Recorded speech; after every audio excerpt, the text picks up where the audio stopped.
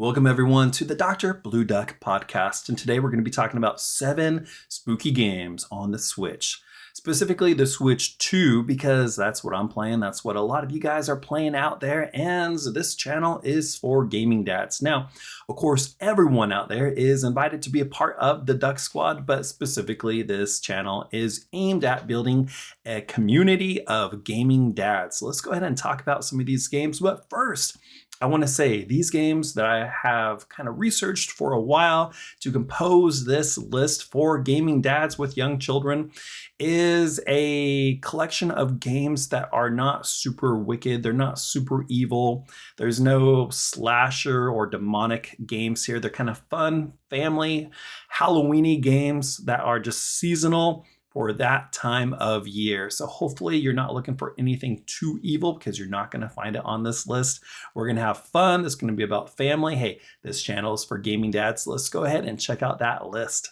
Savage Halloween is a retro-inspired 2D run-and-gun platformer, and this is a game I like to pull up every Halloween season and just kind of play a few rounds here and there because you get to choose between 3 characters, this like farmer pumpkin-headed man, a vampire's daughter, or a werewolf, and you just go through and fights in this platformer Contra style, these endless hordes of Halloween-themed villains, these monsters, these ghouls, whatever you want to call them. And it's just classic. If you grew up playing any type of 80s games on the original NES, you'll probably love this. There's something nostalgic about it. I think you will love it. I love it. So go ahead and check it out if you're into that.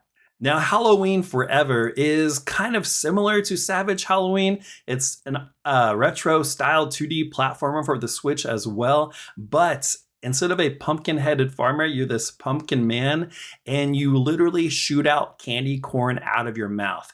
It's very similar to Savage Halloween. It has a lot of those epic Halloween colors, the orange, the black, the green, the purple. It's maybe a little bit cleaner in the pixelation than Savage Halloween, so it doesn't feel as much as an original NES game would feel, but it's still fun nonetheless. And I mean, how cool is that? A pumpkin-headed man shooting out candy corn. How much more Halloween can you get? Sweet Witches. Yeah, I gotta say that again. Sweet Witches. That's the name of this next game. It's a charming single screen puzzle platformer on the Switch. It reminds me of the old school game Burger Time. If you played that back in the 80s, I think it was on arcade as well, but I played it on the Switch. Crazy story. My parents took us to a place called the Montgomery Ward Plaza, and I think we all picked out a game. My mom did, my dad did, and I did. I can't remember the game I picked out, but my mom picked out Burger Time and my dad picked out Top Gun.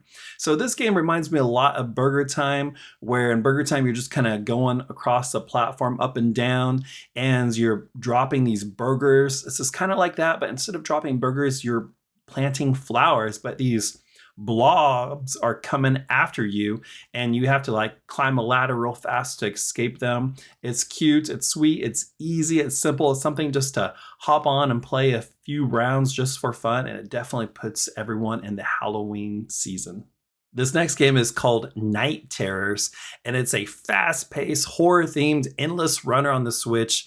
It's kind of a game that I bust out every Halloween because it brings back that nostalgic feeling of the Halloween past. Now, I don't really know if this is exactly a Halloween themed game, but it feels Halloweeny. You just got to check it out and you'll know what I'm talking about. But you're this little blue knight that's just kind of going along the screen, and you can fly and you're jumping over things, you're hitting things, and you just see how far you can go, how many levels you can get to. And honestly, I'm not very good at all, but it definitely is fun. It is challenging, but it's a lot of fun and definitely a cheap game to bust out during the Halloween season. Now, if you haven't played LEGO Worlds before, you might want to try this. So there's an extension you can purchase for it. And in that extension is a world called Monster Town. And it just totally gives those Halloweeny vibes. You're like on this LEGO world, of course, and you're walking around. You can put on costumes. You can interact with all these different Halloween themed characters. It even has this cool, creepy Tim Burton inspired moon up in the sky. I mean, it just feels like classic 1980s, 1990s Halloween. So definitely check that one out. Now, heads up, if you haven't played Lego Worlds before, you do have to play through a couple of worlds first. I think there's about 3 until you can actually play the extended worlds that you have to purchase. So just heads up on that. Make sure you do that first, or you won't be able to play Monster Town. Now, Minecraft has worlds and packs that you can download for pretty much everything, and they definitely have a great selection of Halloween ones. So if you haven't picked up Minecraft in a while and you haven't played it, I highly suggest for you to get Minecraft, download it, open it back up, whatever you have to do, re-download it, and purchase some of these epic Halloween worlds that you can play through. There's some that are a little bit more on the scary side, and there are some that are more on the family-friendly side. So there's so many of them, you just have to kind of go through and find the ones that are best for you. So last but not least on this list is the famous Luigi's Mansion 3. Now I say 3 specifically because 3 is a little bit easier for kids. It's not as challenging, although it is somewhat challenging. It's not a super easy game. So I do want to give you the heads up. Me playing it with my 4-year-old, who's actually now a 5-year-old. Can you believe that? I played it a whole lot last Halloween season with him when he was 4.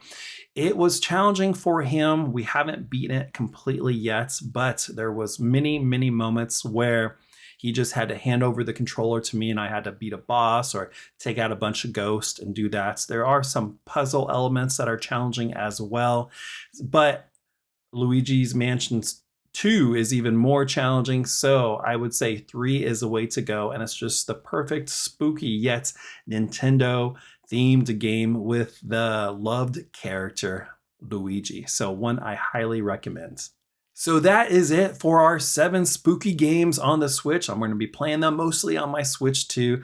So I do want to encourage you gaming dads out there. During the Halloween season, there is some spooky stuff. There is some evil stuff. There is some demonic stuff out there, but there's some fun, friendly stuff out there too. So I want to encourage you, and with this list of games, to lead your families doing fun, family-friendly things on Halloween.